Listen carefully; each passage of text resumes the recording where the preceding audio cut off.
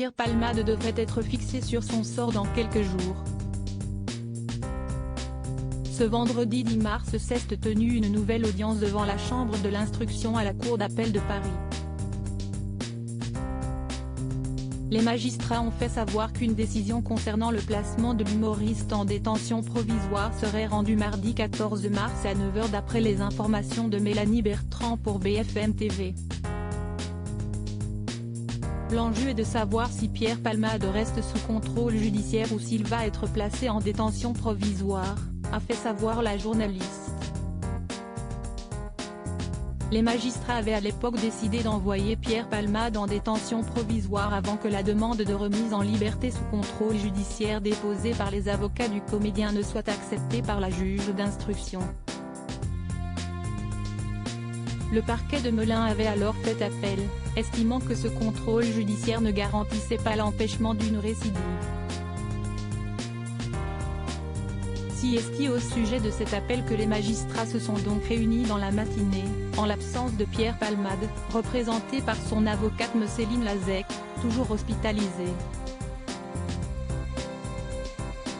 L'état de santé de l'humoriste est au cœur du débat comme l'a confirmé Mélanie Bertrand sur la chaîne d'information. C'est vraisemblablement là-dessus que s'est appuyée son avocate. Sur son état de santé qui s'est, depuis le 27 février, dégradé, on sait qu'il a fait un AVC, qu'il a subi une intervention chirurgicale très récemment, a-t-elle rappelé. Après examen, un expert médical a estimé que le contexte pathologique justifiait la poursuite des soins à l'hôpital et que son état de santé n'était pas compatible avec une détention provisoire à court terme. Ce sont les mêmes magistrats que le 27 février qui avaient décidé de sa mise en détention qui siégeaient ce matin et le même procureur qui a, à nouveau, demandé la mise en détention provisoire. Un grave accident il y a tout juste un mois si Pierre Palmade a affaire à la justice aujourd'hui, parce que le vendredi 10 février dernier, l'humoriste a provoqué un terrible accident non loin de son domicile, en Seine-et-Marne.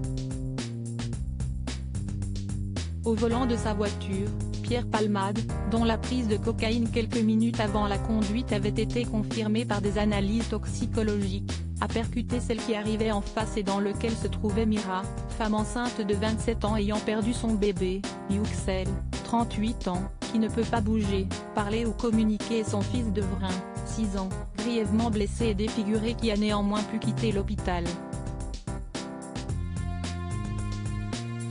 De son côté, Pierre Palmade, dont le pronostic vital était engagé, est sorti d'affaire. Mais depuis sa prise en charge dans le service addictologie de l'hôpital Paul Brousse à Villejuif, son état de santé s'est détérioré.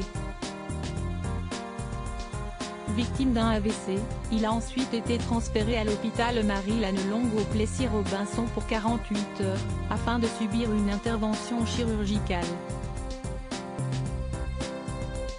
Ce vendredi 10 mars, son état ne lui permettait toujours pas d'être présent à l'audience, raison pour laquelle son avocate s'est présentée seule.